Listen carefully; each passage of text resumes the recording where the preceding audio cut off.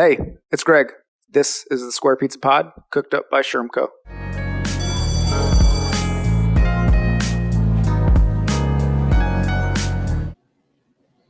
All right. Dr. Mims, welcome to the Square Pizza Podcast. Thank you. Thanks for having me.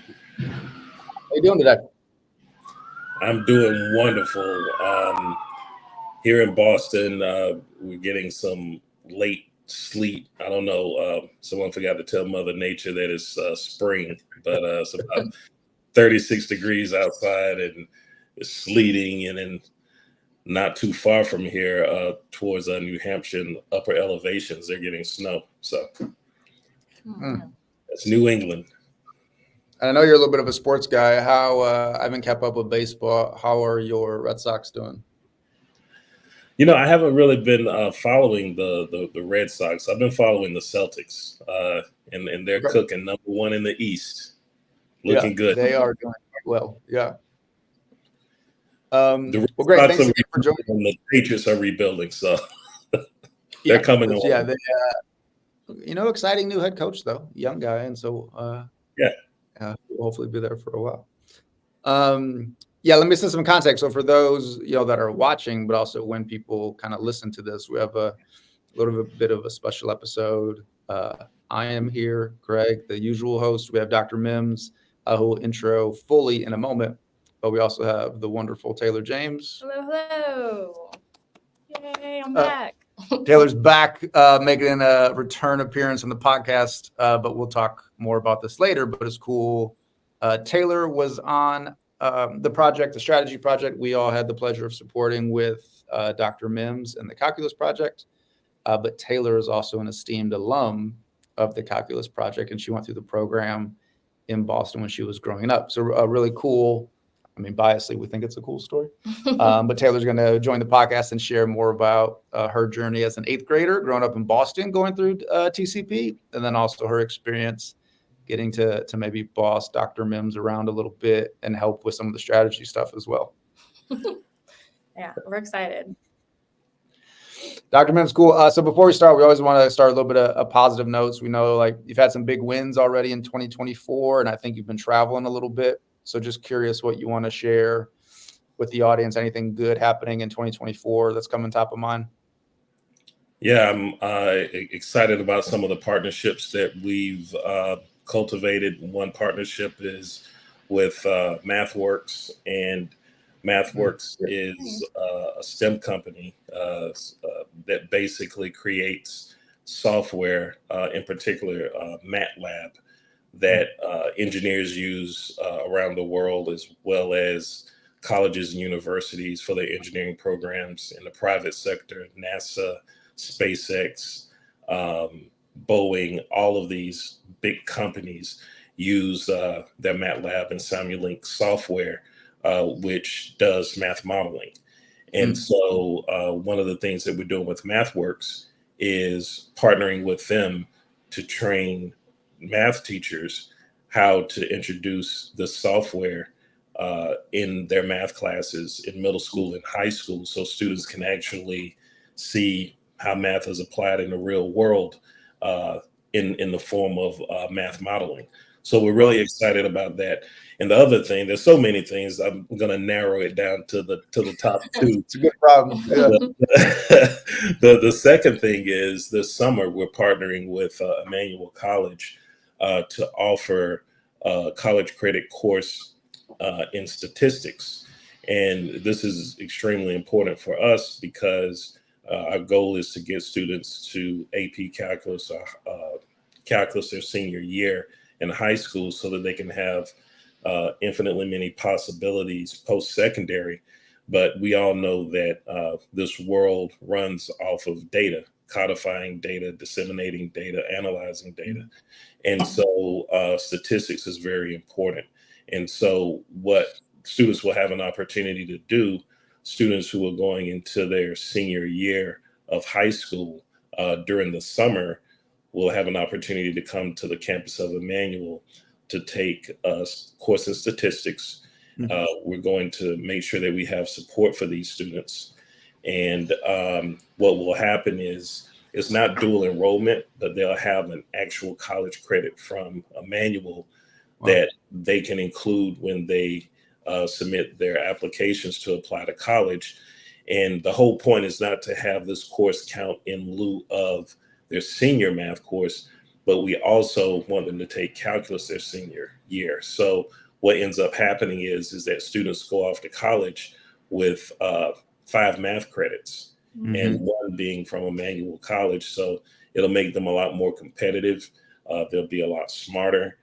And so the idea is that with some of our corporate partnerships that provide internships, it will even make our students a lot more competitive and attractive. Yeah. Wow, that's awesome. Well, yeah, that's really cool. I don't know what you can share, but did your new pricing strategy help with any of these partnerships? Absolutely. Would have been tough if you said no. Would have been tough. A little awkward. Hey, that's why we brought you guys in. You know, Yeah. you're the top of the food chain when it comes to that type of work. But you know, we want to be able to operate, you know, at our optimum and be able to grow the work and increase the impact. And so, a huge part of that is making sure that we have a really good pricing strategy for, you know, our clients, but also for us as an organization. That's great. Yeah, it look forward to kind of asking more about that towards the end of the interview today. But yeah, before we get too far, Dr. Mims, we'd love just to have the listening audience, you know, kind of who you are, what brings you to this work, and kind of a quick overview, if you don't mind, of the calculus project. Yeah, you know, this work is personal to me, very personal. And I was just in New York presenting at a conference. And one of the things that I've been doing for the past year is really telling my own personal story. I'm first generation in my family to go to college. I went to University of South Carolina. I worked 2 jobs to pay my way through college. So I can totally identify with a lot of students out there who come from middle class to low income backgrounds. But you know, when I was growing up in Spartanburg, South Carolina, I faced a lot of challenges. The high school that I attended was James F. Burns High School. And what a lot of people don't know about this high school is that it did not integrate until 1969. So for whatever reason, they either didn't get the memo or didn't read it about Brown versus the Board of Education in 1954 and the Civil Rights Act of 1964. But it was a tough school to attend, on top of the fact that they did not integrate until much later. Their mascot was the Rebels. And before I got there, you know, they'd have the Confederate flag on the uniforms of the football players. And so it was a racially hostile and sometimes violent environment that I was growing up in. And, you know, just in terms of school, there were 3 tracks. There was one track where students just went straight through school and graduated with a diploma, and a lot of them went and worked in textile mills, or they went into the military. And the interesting thing is there are no textile mills left in that area.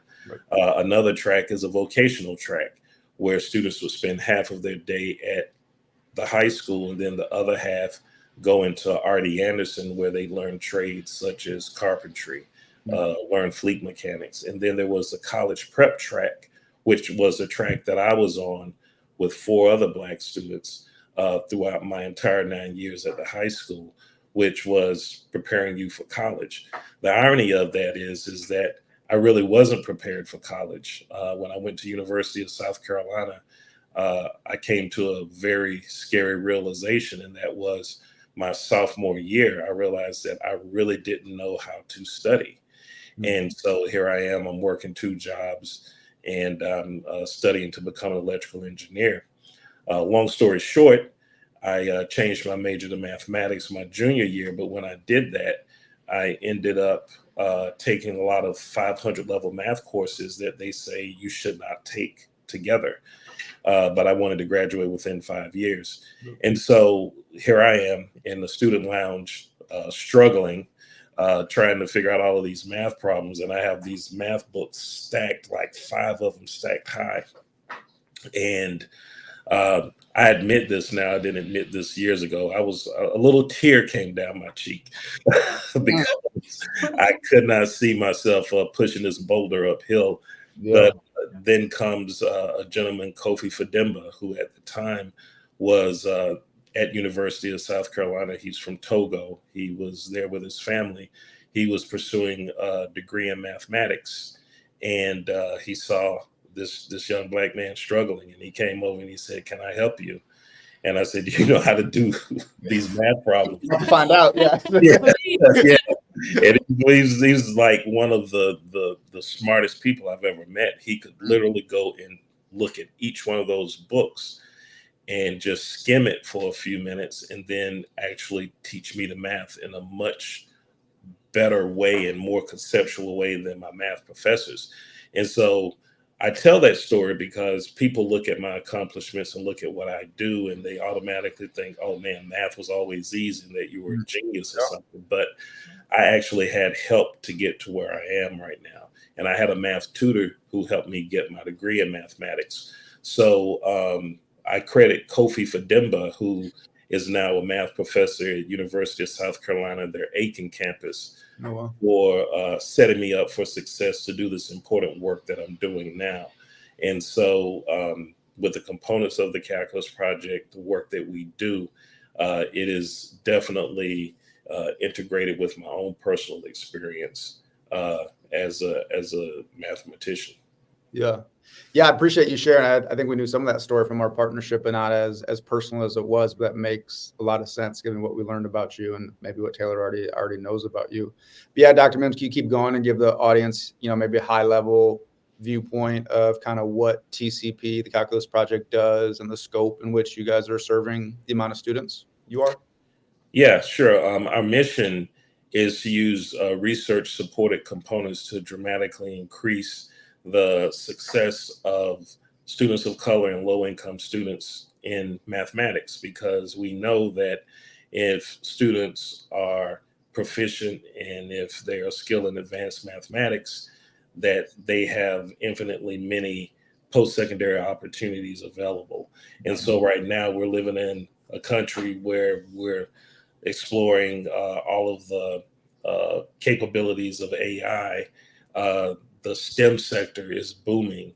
And so technology is really taking over every aspect of our job, all of our jobs. And so when you think about the integration of technology and how it requires a higher level of thinking and strong analytical skills, students get those skills by challenging themselves in advanced math classes, which means they're able to take higher level science classes because those are also integrated in. So to your question about what is the Calculus Project, The Calculus Project came from an extension of my dissertation at Boston College. And my dissertation title was Improving African American Achievement in Geometry Honors.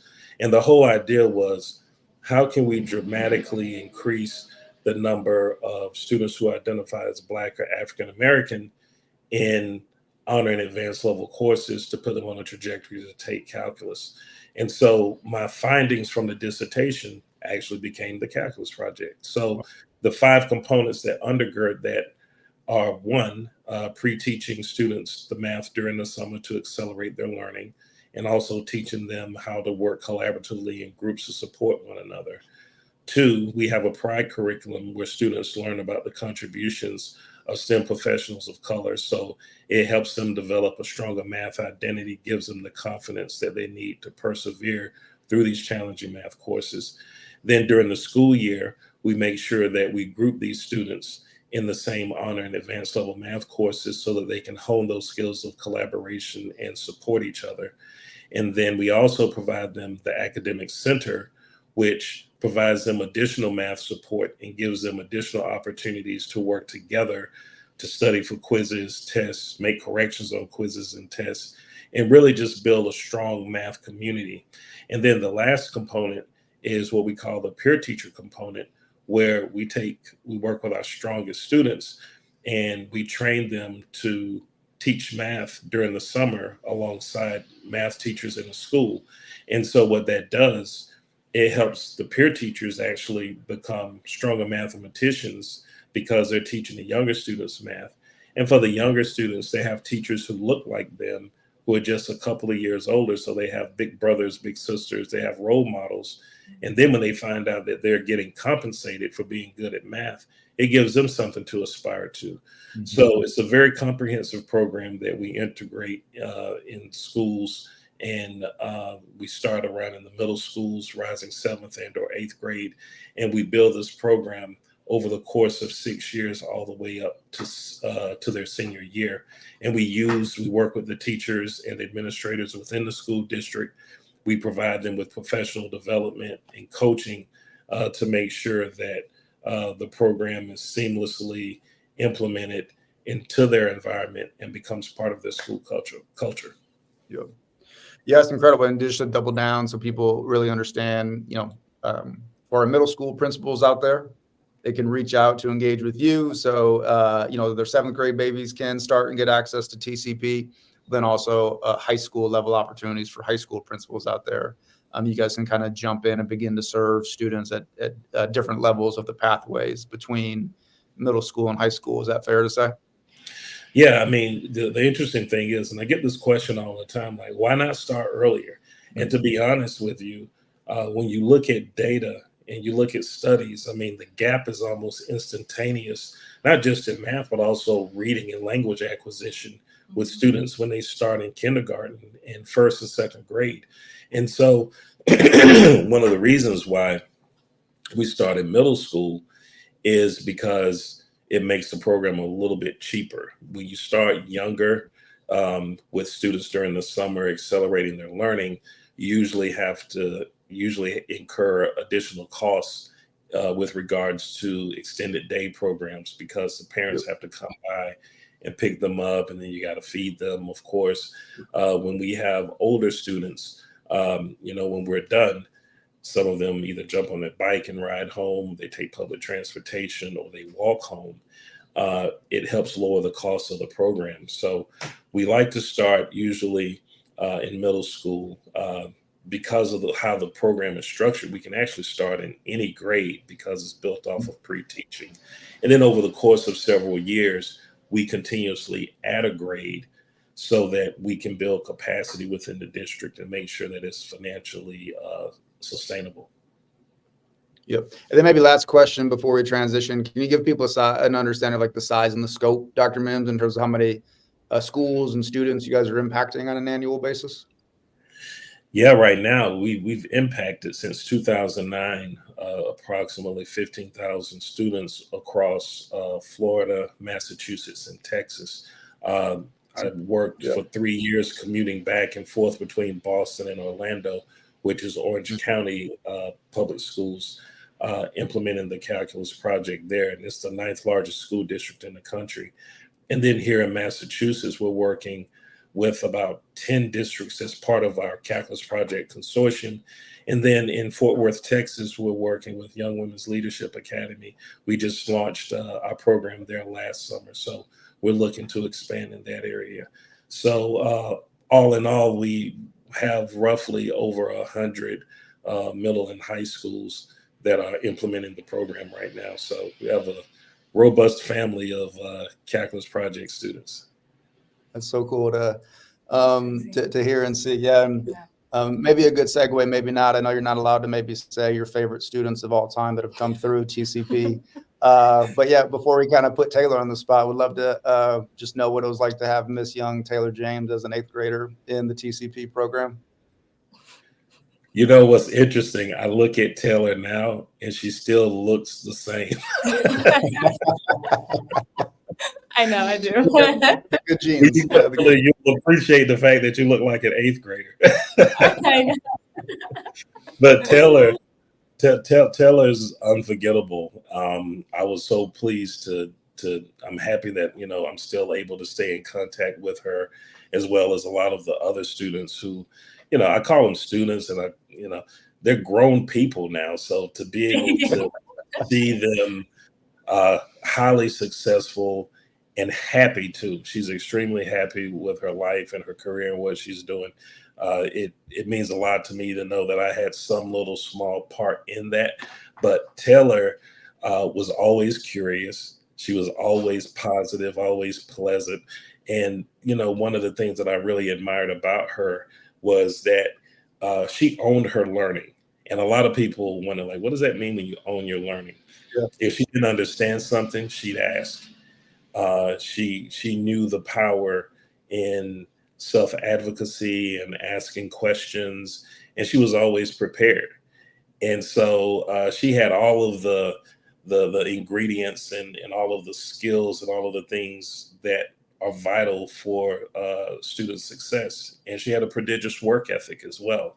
So it was a pleasure working with her. Aww. Thanks, Mims. Yeah. Yeah, that's great. I'll say you're my favorite, but don't tell anyone. I don't think any of the Calculus Project's alum are listening to this podcast right now. I don't know. They might. They're gonna get a little jealous. Yeah, I'd love to pass it to Taylor, whatever she's comfortable sharing, maybe like pre-TCP and post-TCP, but she grew up in Boston. And I think, share with me a little bit about how important school choice was and her mom navigating kind of the Boston public school system, for better or worse. So yeah, Taylor, would love for you to kind of share kind of your experience growing up in Boston. Yeah. So I think, and I did share, I think on a blog post a while ago, I grew up in Boston, but I was part of the METCO program at a young age. So I was in the METCO program starting as a kindergartner, and I was placed in Brookline public schools, which was great because it was so close to Boston. And, a lot of students are not fortunate enough to go to a METCO school so close to the city. But yeah, I always struggled with math. So that was, and I think, we already talked about it earlier. It's hard because when you don't get it early, you continue on and you struggle. So my mom was really good about making sure I was in summer programs that were always academic. So kids would go to fun camps and be horseback riding and doing all these crazy things. And I would be usually in a Northeastern classroom in a math class trying to get help for the upcoming year. So I don't remember how I found out about the Calculus Project at first. It must have been from the first cohort, I'm sure. But I wasn't surprised. As soon as I was in the program, I was like, oh, well, here's another math class. But no, it ended up being a lot more than that. So, but yeah, that's just a little bit about how I got there. I can refresh your memory and tell you how you ended up in the program. So, I was like, I don't remember. Your mother told you that you were doing the program. Oh, yeah. Sounds about right. Yeah. So just for the viewers, some of them may not know about the METCO program that you just mentioned, but for those people who are listening, in Boston, there's a program called METCO. It's arguably, I'm pretty sure it is the oldest voluntary busing program in history in the United States. That started in the late 1960s with the whole idea that students from Boston would have an opportunity to go to schools in districts that are predominantly white, well-resourced, well-funded, with the idea that when students go to these schools, they'd have access to excellent teaching and they'd be able to take honor and advanced level courses. And Taylor, of course, attended the Brookline Public Schools of Brookline School District, which is interesting. It's considered an urban suburban school district because it's literally 5 minutes right outside of Boston. So literally. it was good because you could take public transportation there. But also for some students who are in the METCO program, round trip, it takes them 3 hours. 3 hours. So every single day from their doorstep to the school's doorstep back to their home, it's 3 hours. And some of these students are getting up at 4:30, 5 o'clock in the morning, just to have access to really these opportunities. But we recruit students by sending out letters to their parents telling them about the orientation meeting, and they come to the orientation meeting and I'm a great salesperson. I'm not even really selling it. It sells itself. I mean, Yeah. you It know, was personal too, as you said. and the parents say, I'm signing my child up for this because I see the importance of mathematics, because you can't have financial literacy until you have math literacy. And once you have financial literacy, then you are on a pathway to upward economic mobility. And that's one of the things that we have to make sure that our young people are getting exposure to. Yeah, and Taylor, I'd love to know, I think it's helpful context for the listening audience, because you said you've taken like maybe similar classes before and you were in camps and stuff for the summer, but I think this program was maybe more meaningful than others. No shade to the others, but curious from like 8th grade Taylor, what made kind of this experience in Dr. Mims' program so meaningful to you? Yeah, I think it was the consortium motto and then just us as a cohort. It was, I remember the first cohort, a lot of who I'm still super close with are like my best friends. Shout out to Rihanna Page. Shout out to Julia Santos. But yeah, I think that seeing my friends do the program a year before me and then be successful, and knowing that once they got to high school, they had each other in math classes and then had each other after school. So then when I was a part of the program, I don't think people understand also how large Brookline High School is. So I think at the time, I think it was like 2,500 students. It's still a lot of students now, probably more than that. But it's a very large high school. There were 8 elementary schools, K to 8 elementary schools. So we all went to the same high school. So it's super intimidating when you get there and then you're in these large classes and you're like, I don't know how I'm gonna, navigate this classroom. Obviously you're also one of the only people of color in a lot of your classes as well. So the consortium motto was important because we were able to be in math classes together. So when you walk into your first math class, I'm like, I already know all the students in my class because we were together during the summertime. And then it was great because we were also ahead. So we had already taken the math class that we were currently learning at the time. So we already kind of knew the formulas already.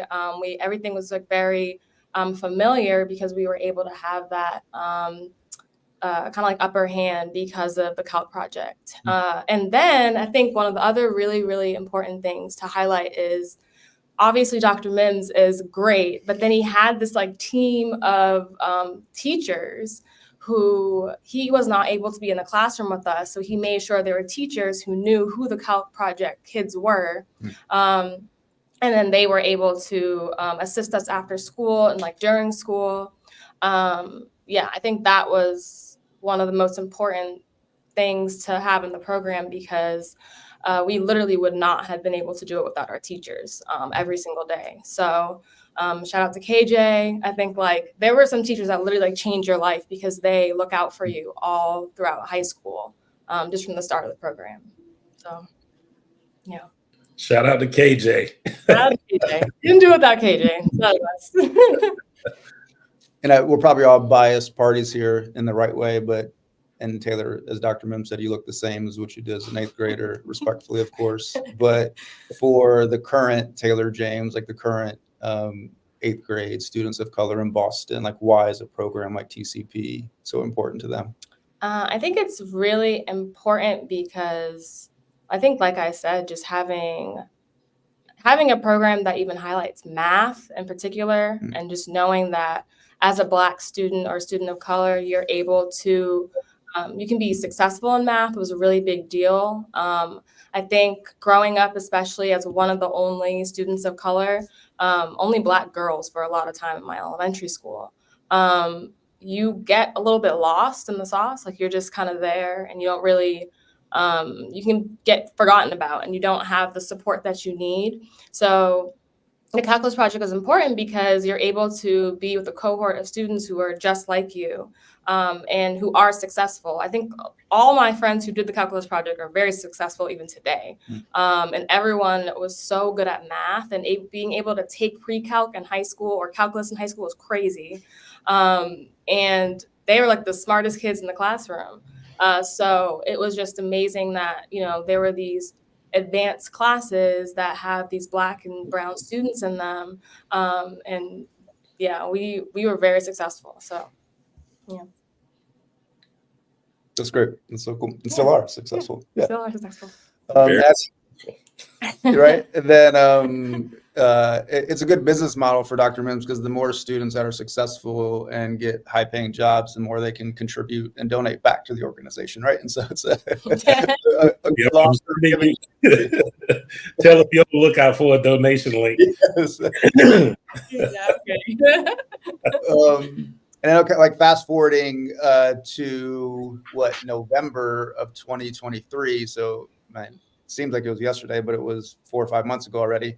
The SchermCo team got a chance to work with the calculus project as you guys were growing to help you kind of solidify your pricing strategy and earned revenue strategy. I think sometimes a misnomer from the general public is that they think nonprofits aren't allowed to charge. And we tell them nonprofits that don't make money go out of business because they need money to operate, and they should be charging because they're likely doing better work than many corporations in the country. But that's a much longer conversation.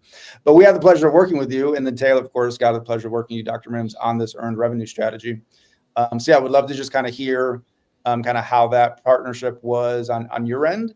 And kind of any wins or like how the earned revenue or pricing strategy has been working since we last chatted, probably back in January or so. Yeah, I mean, partnering with you has really been invaluable on a number of levels because, again, it's just like what you mentioned. If you're not able to bring in revenue to pay your bills, pay employees, cover benefits, or whatever, you won't exist.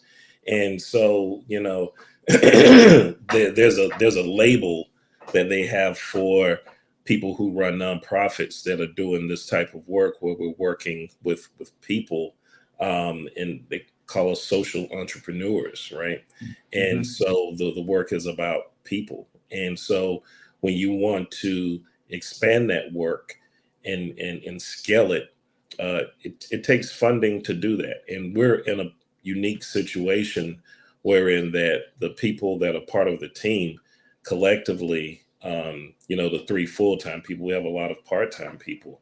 We have close to 90 years of experience working in schools in various capacities and in leadership capacity. So we bring a lot of credibility to the work that we do, and schools like to work with us, but it's important for us to be able to scale. So we have 2 revenue streams. We have more than 2 revenue streams. One revenue stream is fee for service work that we do with the consulting that we provide, and then we have another revenue stream that comes from grants. And then we have another revenue stream from small donors and medium-sized donors.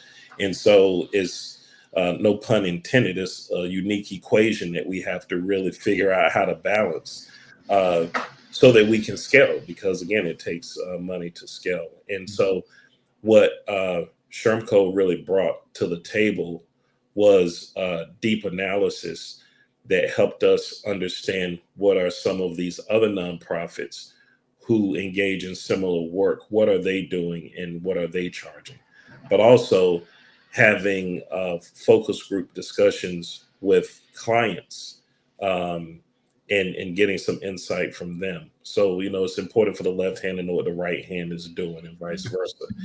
So, through those conversations and the analysis and the reporting, it was crystal clear for us, some of the strategic moves that we need to make. And, the last thing I just want to say too, is that really what you provided us with was a framework in which to create our strategic plan, with the subset topic of, financial viability. And so, we've been working to, complete this strategic plan. We're still fine tuning it, but we've also added some new board members as well. So the timing was just perfect, because with bringing on these new board members who will help us who bring a unique set of skills, we'll be able to execute our strategic plan. And a major part of that is just figuring out scaling up and pricing. Yep. Yep. It's great to hear. Very kind of you. So thank you. But also, I need to give a shout out to Taylor. She led so much of that work and did so much of that work, and also was able to blend her great ability to be aware of TCP and the project, but then also some of the strategy insights we were able to provide. So it was both, I think, a perfect blend of a personal and professional mix, and how passionate we all are about this work, and now helping you guys even get to the next level with sustainability and continuing to grow is just really exciting for a number of reasons. She actually put the math that I taught her to work. I mean, when you think about it, this whole talk about a good ROI, right? Yeah. All right. We're talking about numbers here. We're talking about revenue. We're talking about expenses. We're talking about numbers, right? And so now she sees this. Taylor has come full circle now, because I know she said she wasn't that good at math. She's actually very good at math, because you put together a very sound strategic plan that is anchored by numbers. So, hey, kudos to you. Thanks, Mims. Thanks. I appreciate that. No, but it was great too to see how TCP has grown. I think that it's crazy with, I think, my cohort and the cohort before that. That was really it. I think there was maybe like a couple other cohorts, but it was fairly small. So it's so great to see how much TCP has expanded, and you're in different states now. So yeah, it's awesome. And well, before because we use your performance data, okay, just to kind of like we're the guinea pigs, is what you're saying. And Taylor, I guess to your point, was there any surprises being like working with SchermCo now, but then like building the pricing strategy for TCP as you were talking to clients and prospective clients and learning more about other business models, or any surprises that maybe you weren't expecting of insights regarding TCP that we then eventually offered towards the end of the partnership? I think that it was interesting because I, at this point, had been with SchermCo for like a year and some change. So yeah, I think that seeing some comparable organizations that we have worked with and already having that kind of insight already, and just seeing what they were charging, and then looking at TCP's pricing model, I think I knew immediately that I already knew that there was definitely something that we could assist you guys and give you a lot of good recommendations just based on like my prior knowledge. So that was really cool. And then, yeah, I don't know, the program's so invaluable too, that I just felt like it was so easy to give recommendations based on the work that you're doing. So yeah, it was great. Well, it's cool. It's great. Dr. Mims, I think Taylor's going to get you out of here on a few fun and semi-rapid fire questions. All right. So first one is how can the audience support and help TCP and the work that you're doing? Oh, wow. There are a number of ways. I could come up with the obvious first choice and say donations. As you should. Always. As you should. And I think I will. Donations always help. But, we have, this is, I always describe this work as a movement. And so in movements, people figure out how they want to be a part of it. And there's more than one way. Of course, there's a financial piece to this, but we also bring in people who want to speak to the students. Some of these people are highly successful STEM professionals of color, and they come in and they tell their story. I mean, if you are highly successful, regardless of your race or gender, you have an important story to tell. And so when we bring in these people, one of the things that we tell the students is take out your pen, take out your pad, take notes, and ask a lot of questions, because what you're going to do, you're going to take in some important information that you're going to use to create your own personal blueprint for success. So we have people who volunteer to come in and speak to students. We have people who mentor some of our students, especially when they go off to college. We have people who are in human resource and CEOs of companies that provide internship opportunities for students. And it doesn't even necessarily have to be paid. And so what we tell students is that experience is currency, right? Mm-hmm. Because if you can take that experience and you can use it to enhance yourself, maybe on a resume or during an interview, that in and of itself is currency in a way. So working with local companies to allow students to come in and shadow for 1 or 2 hours, because it's important for students to understand corporate culture, right? That's something that you don't get in a high school classroom or even in a college classroom. What is company culture and what does that look like? So there are a number of ways that people can get involved. I encourage people to check out the website, www.thecalculusproject.org, and you can communicate with us that way, and we'll get right back to you. But partnerships are valuable to the work that we do, and having people come in and speak to the students, as well as those donations. As well as those donations. Don't forget about the with donations and in with donations, right? The next question for you is, what musical artists are you listening to right now? Oh, wow. I listen to a lot of musical artists. I love Prince. I listen to Prince. Okay, oldies. You know that about him? Not surprised. I'm dating myself. I listen to Prince. I like Lenny Kravitz. I like jazz music. I listen to Najee. I'm all over the place a little bit. I like old school hip hop. I'm not too much into the new hip hop, but old school. Okay. I love it. And then the last question I have for you is, okay, and it's not a trick question, okay? Yes, it is. It's not, I promise. It is a trick question. I already know you. You're going to be like, what do you mean? Okay, it's not a good question. What does square pizza remind you of? Oh, man. You just gave me some serious flashbacks right now. Not flashbacks. Yes. When you say square pizza, it gives me a flashback of growing up in South Carolina, going to the cafeteria, getting that pizza. It wasn't necessarily square, it was kind of a rectangle. But what was so interesting is that pizza was actually pretty good. It was good. That pizza is good. Very delicious pizza. I joke around with people, it's interesting how things have changed in this world, because during that time, I don't remember anyone having any food allergies. They gave us cake. I'm serious. Like, they were allergic to food. I mean, I don't know, probably because we were all starving to death or whatever, but we had cake. They gave us cake with peanut butter icing. You couldn't give that in a school now. I mean, there'd be kids out on the stretcher. But times are different. But when you say square pizza, I started thinking about Welford Intermediate, where I went to school in Burns High School, where they gave us that pizza. That's a good one. See, I knew it wasn't your question. That was good. It wasn't.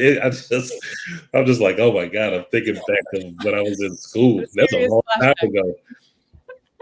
It's probably like if they tried to serve the food that I grew up on eating in schools now, they probably end up shutting the school down because they get a health kick. Too many calories. Food allergy. Somebody needs to do a thesis on like the rise of food allergy. I'm sure it's out there, right? But the cause of that and the rise compared to maybe the 60s, 70s, and 80s. Yeah. We were eating everything. Yeah, right. Dr. Mims, thanks so much for joining. Shout out to Taylor for going through TCP, but also being such a great team member on our team and helping you guys. But yeah, thanks again for joining the podcast. Thanks for all you're doing. And we'll make sure we kind of send the listening audience to you to both give those donations and find other ways to support you and the incredible work at TCP. Great. Thank you for the opportunity. Thanks so much. All right. Take care. Bye. Thanks so much for checking out the Square Pizza Pod, making a few selfish requests. If you enjoyed the episode, please leave us a review on Apple Podcasts. It helps spread the word about the podcast. And share this with a friend. We appreciate it. Thanks.